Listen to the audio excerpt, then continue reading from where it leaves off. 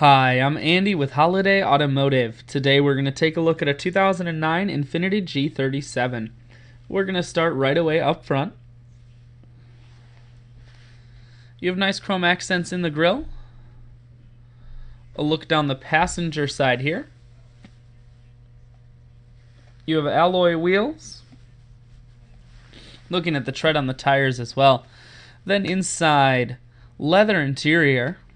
Seats are very clean all the way throughout. There's no rips, no stains, tears, anything like that on any of the seats. Back seat's very clean as well. Up top you do have a sunroof. One more look down the passenger side, then we're going to swing around to the back end. On the back you have dual point exhaust. Taking a look inside of the trunk. Plenty of room here in the trunk.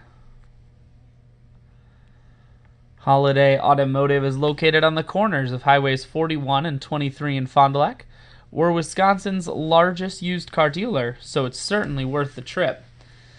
Inside, you have power locks, windows, and mirrors, as well as 2-point memory seat controls, and you have your power seats here as well.